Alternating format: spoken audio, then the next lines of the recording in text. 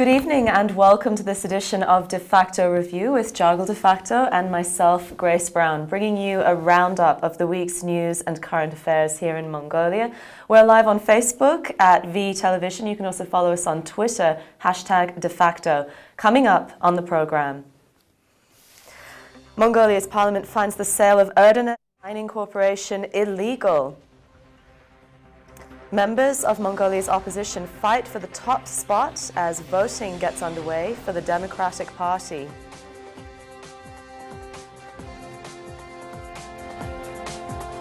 Mongolia slides to 87th place in the latest global graft ranking alongside Zambia and Panama. We'll be discussing a new offshore law to curb corruption. And pop stars join angry parents in demanding safe air in Ulaanbaatar at Saturday's pollution protest. Thank you for joining us. We begin with the latest on the controversial sale of Erdenet Mining Corporation. It's one of the world's biggest copper mines, and 49% of it was previously held by Russia's Rostec Corporation.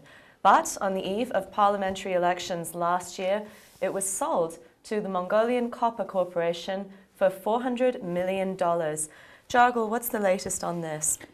Well, there's big news. There was a report at the Standing Committee, Legal Standing Committee, or Law Affairs Standing Committee of the Parliament. They have listened to a report which was done during 70 years after creation of that inspection working group.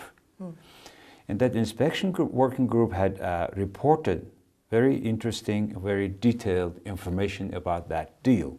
And I try now to more comprehend into smaller, more clear part. And it says the conclusion of this inquiry group, you know, in the UK they also have a parliament inquiry asking a lord, somebody, to make a quite strong inquiry and to report back to public what's going on exactly.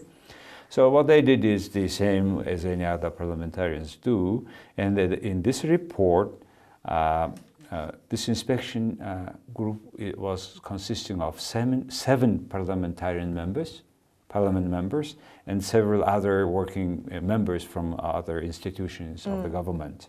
And they concluded the sale illegal, right? Yeah. First of all, they said that they have violation of certain laws, including constitutions, it says. And it was ignoring the law about parliament and about government. And the deal went ahead without parliamentary approval, right? And the thing they suggested was they have abolished or denounced provision number 1 of the government resolution called number 330 from June 13th last year, and saying that now it's better it said that to take 100% all this shares to the Mongolian government and to work as a government state-owned enterprise status, which sounds very interesting because so they want to nationalize the shares. Which sounds at least not, I think, correct. Because I mean, that would scare foreign investors, surely. Correct, so they cannot do it. They should not do it at least. Okay, this is the first conclusion. Second is, that's very serious thing is, it turned out Mongol Bank, which is central bank, was given illegal loan to a particular companies several times, big money, and they have created, either the owner of the bank or other employees of the bank created companies through which they have lended a large amount of money, which was used to buy Erdenet share. You know, $400 million were paid to a Russian company through Alpha Bank of Russia. And they have made inquiry about the details of where their money came from, okay? And it says that the source of these monies are illegal, they say, this conspection. It says that Mongol Bank must inspect again Trade and Development Bank, Ulaanbaatar Bank, and Ulaanbaatar Bank to inspect the owners of these two banks. which is almost 1%. So a third conclusion is, during the 5 months that Mongolian Copper took control of daily operation of Erdenet, they have been paying to themselves a dividend, $8.6 million for 2013, which was supposedly to be paid to Russians. Now they're paid to Mongol Copper. And 2012, 47 million dollars, $27 million. And prepayment for certain contract to Mongolian Copper, $2.6 million. Total $58 million to already paid from Erdenet company to Mongolian Copper, and also 17 billion tugriks for QSC company. And there is another cement factory in Huttol, 2.7 billion tugriks. So that these monies are already paid from Erdenet to Trade and Development Bank owner-related companies, and including this Erdenet Mongol Copper. Right. So what I understand, the main crime that they found was that TDB had exceeded its lending limit in this transaction, and reportedly given loans to several companies who in turn loaned to MCC, Mongolian Copper Corporation. Is that right? Yep. It says also this $400 million were coming from which sources? Now, I just told about the conclusions, but now the sources are, first, this company, Mongolian Copper, owned by one person, 28 years old man, Mr. Pruptushin. He got money from his own savings in UB Bank, 112 billion tugriks, about $50 million US. He apparently had savings. It's not the kind of deal you see every day, is it? Yes, this is the first part of the money. Second, it comes from, he got a loan, $75 million US from TDB on June 20. Then 3 days earlier, Mongolian Copper got also $63 million US from a company also owned by the owner of the TDB Bank, Mr. Erdenet. Company's name is QSC. He got $63 million borrowed. And also this report says that this QSC got a direct loan violating any of our all laws, because central bank cannot give a loan. But in this case, the former president of central bank, who also used to be a director of the Trade and Development Bank, Mr. Zoljargal, have given 100 billion tugriks the end of 2014, and another 100 billion tugriks April 16, and another 160 billion tugriks to this company on June 28th. 3 times, total 360 billion tugriks were given from the central bank directly to that commercial bank. So, central banks yeah, it should be very clear. Not allowed to be lending to commercial banks. Recheck it again, because if they have given through the commercial banks, which they could, then it should be on the balance of that commercial bank. But now this inspection committee inquiry says that it was given direct, so it's a matter of to be... It wasn't put on the balance, yes. Right? So they can lend to commercial banks if it's properly disclosed. Number 4, he got also $70 million from a real estate company he owns 100% himself, called the Riverstone Properties. And number 5 is United Energy System company. He got a loan from this company, $68 million, which took that amount of a loan from also a commercial bank in its own turn, from a Trade and Development Bank. And now, a month before the transaction, he became into the ownership of Mr. Erdenet, 99% somehow. And then, on June 17th, Singapore registered company called Kinetic also borrowed $68 million to this Erdenet copper. And altogether, the 6 transactions, 6 sources altogether exceeded the limit. $400 million US. Right. And then now the inspection says that this is exceeding the limit of Trade and Development Bank to borrow to one client. Because according to our, it's very international rules, what happened was they cannot give more than 20% of their owner's capital to a client as a loan. And that limit is 17 billion tugriks, which is around, with today's rate, it should be about $7 or so million US the most. And yet they were given 10 times more, $400 million 10 deal. times more, up to $70 million loan to a company. And also it claims that these companies I have mentioned, the 5 names, they have borrowed from Trade and Development Bank within few days with the contract that have exactly the same text except the names. So they have a strong evidence, they say, that it is specially made loans, or they have misused a lot of funds. And another thing, also interesting thing, they have mentioned in this report, a copy of which I have here, it says Development Bank, which is in a big trouble now, had samurai bond deposits. DBM, Development Bank of Mongolia. Development Bank of Mongolia, 160 billion tugriks, or 3.7 billion yen, was in the account of Trade and Development Bank first. Then Mongol Bank had borrowed apparently 360 billion tugriks to this bank.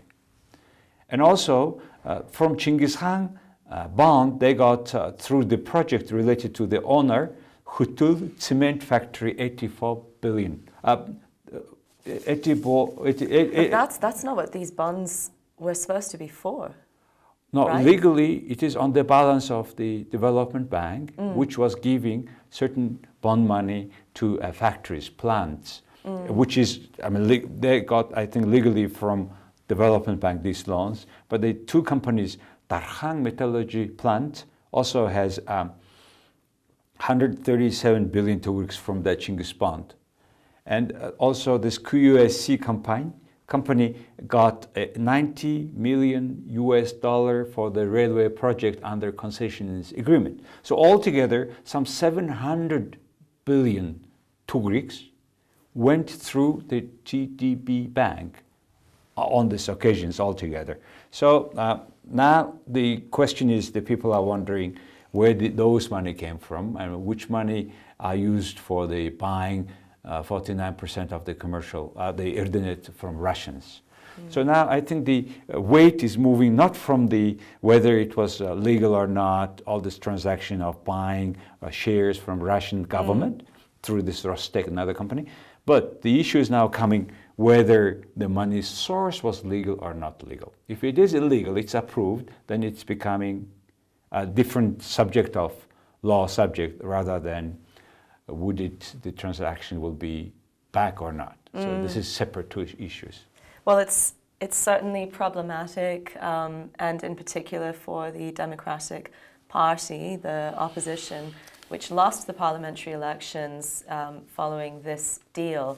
More than 170,000 members of the Democratic Party were voting today on who their new leader to take the party through reform in the coming years would be, including former Prime Minister Nurav Altunhuyag. Jargal, tell us a little bit more about Mr. Altunhuyag and the other members running. Mr. Altunhuyag is one of 5 contenders for this election of a chair of Democratic Party, which is happening as we speak of. And I think in a couple hours, there will be clear that who will be the head of the Democratic Party. Concerning this primary kind of, what good news is, it's a good attempt from the Democratic Party side to have this a kind of election among certain contenders. Good primary, I think it's good cases, good case, which we will applaud if they will use always. And we will be even more applaud if current power, the People's Party will use it for the head of their political party. But however, Democratic Party has to go long way to be as institutions, strong enough institutions, political institutions that will take power. Because they're quite, there are many factions in the Democratic Party, right? There are 5-6 fractions, and all these contenders from each fraction went all together for campaigning. Very strange case. But they were all speaking at the same time in the same place about their own policies. So very interesting cases of competition. Huh? So who's in this race tonight? We have the Democratic Party Chairman Caucus happening. So this is S. Erdogan and also D. Erdenbat, an MP. Another MP, J. Zandan. Please excuse my pronunciation, and El Gantumor, along with Norav Altunhoyag, wasn't he running for president? He had announced it. He had announced that he will run for the president, Mr. Altunhoyag, who was the 2-year prime minister for 2 years of the last government, first 2 years, and he was 2 days ago was called to this independent agency of anti-corruption. But he brought with media and announced that they are calling me even at night, and he's denying all his wrongdoing, which has related to his son-in-law. Billions of Tugriks project in Gabi was given to that person, and he had forgot to announce 7th floor building that he owns into his income, etc. There's several cases he brought into this anti-corruption agency, who is bringing him as not defendant. I don't know exactly the word, but they claim that he has done the wrongdoing here. So out of this 5, very hard, and I think it is not our task to say who will win. But whoever wins this person has to do a lot of work to strengthening Democratic Party as a political institutions. And first of all, he has to start from this internal democracy. I mean, if they are not democratic inside, how they can be? How they can make the whole country democratic? So the other concern is financing of this political party. And also the issue has to go with also this current People's Party as well. Because Mongolian political parties, it's taboo to know or to announce where their money comes from, and mostly where the corruption comes from. So a lot of things to do before the Democratic Party. Well, there was also the removal of 17,000 member accounts, so a lot of people were unable to vote in this, but hopefully the rest of it goes smoothly. It's funny thing is this Democratic Party was not sure how many members they have, where they are registered, are they registered at all. So all these issues were very funny with the registration. Then today, several well-known politicians were refused to give votes because they have not registered with the first level party organization at the district. So all this bureaucratic stuff is going on in between their leaders. And finally, oh my God, finally they have finishing that race. We will have somebody who will hopefully lead one of the political power. Mongolian hope that they will bring more light to this darkness of Mongolian corrupt governance. Well, hopefully. Actually, Transparency International have just released its latest global corruption ranking. And Mongolia has slipped to 87th place, ranking alongside Zambia and Panama. It was at 39 in 2015 and is now at 38. It's points. It has this many points. Denmark, which came top of the list as the cleanest country in terms of corruption, has a score of 90, along with New Zealand, which was ranked second. What are some of the biggest challenges in terms of corruption in Mongolia, Jargal? Last year, we had a score 39 out of possible 100, where you just said the Denmark leading. Under 50 scores, if a country is in, there are 2/3 of these all countries in the world who has, if compared with ships, half-sunk ships. You know, there no much speed, etc. You know, it's half-sunk. And Mongolia is still there. The most pity thing is, because by numbers we go back by 15 or so countries, but by score, we went to one score lower, still back. Why? Because it turned out these countries, half-sunken ship countries, they have a lot high-ranking corruption cases never go to the court. And officials keep staying there, explaining differently, political motivation, whatever, explaining, and slowly people forgetting. And keep continuing, and some even keep going up in their career ladder. And that's the case of Mongolia. This is the first feature of the countries who is under 50. We call it corrupt countries. Every country under 50, and we are there at the level of 38, 39 for the last 4 years. That means we keep staying with the same corruptions, big hole in the bottom of our ship. And mostly these countries have either riots, war, or public governance is very poor, and police structure, the power structure dependent on politicians, and the media is fully dependent. I think we are inside of those countries. And those countries which has not, they have very good transparency, they elect officials, and they monitor their actions. And the media is independent, which is not the case in our country in full sense. As we saw in the Panama Papers, there were a number of current and former Mongolian leaders who had offshore accounts.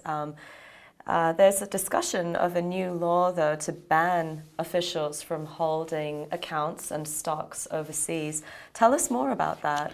They say also not only those officials, but also their families having no right to own offshore accounts, meaning that any accounts abroad from Mongolia are to be closed, announced, and the income to be informed in their report of income.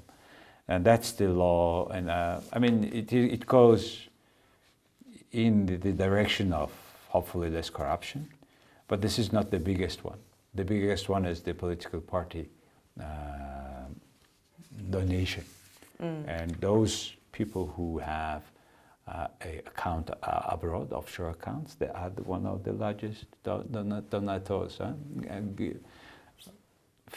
giving money to their own political party and consequently having a good positions. Well, we'll see what happens with that new Exactly, law. we are waiting for that law to be approved. Indeed. Well, finally, thousands of Mongolians took to Sukbata Square to demonstrate against air pollution in Ulaanbaatar, which has seen hazardous levels in recent days. It's the second such protest this winter, and organizers estimate that some 7,000 people showed up, including a few pop stars, bringing some color to the protest and a little star power. Do you think that what they were asking for this time was more air purifiers in kindergartens and also more beds for sick children in hospitals? They also want pollution to be included in the nation's disaster law. Do you think that these measures are helpful, Jargal? Well, first of all, it's good news that the Mongolians are finally demonstrating against this sort of big issues like the air pollution, which really became disastrous. People dying, children in particular. And it 120 children a year, according to Mongolian National so that's University. 10 kids a month. So finally, the parents get together. We said, they said the things what you just now said. They want to have a special measure by the government, etc. But 7,500 I find still small because the day was with wind, so it was less pollution because it's blown. When Ulaanbaatar is in between 4 mountains and there is no wind, then the air is staying there. Yeah. And those days are very bad, in particular in Gerd districts where everybody is using the chimney for coal burning. Coal. In Bayan Hosh or Gerd district, where I was filming on Friday, that's terrible. The PM 2.5 levels reached 999 according to the US Embassy, which is actually 30 times the World Health Organization's safe limit and 7 times worse than the reading for Beijing on Friday. So Friday was an especially bad day. And not Sunday today. And our other problem is we Mongolians in Ulaanbaatar keep talking a lot during winter about the smoke when the smoke is there. But in summer it disappears, it becomes less, then we forget it. Then when the late fall comes, early winter, the problem comes again. And it is being repeated for the last 10, 15 years. It came to the level that we cannot solve it for one winter or for 1 year. So it should take very dramatic measure to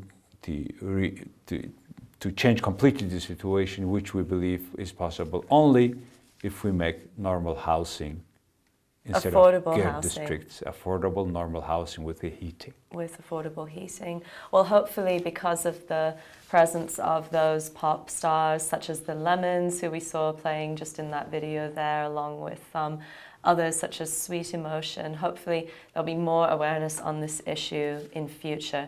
And that brings this edition of Defacto Review to an end. You can follow us on Facebook and Twitter. Please stay in touch and share your opinions of the topics that we're discussing with us. From Jargal and myself. Thank you very much for having this Sunday night with us. And this program will be on jargaldefacto.com tomorrow. From tomorrow morning, you can rewatch. And also on the application called Jargal Space Defacto every day. Sahinam Rare. Good night. Thank you. Thank you.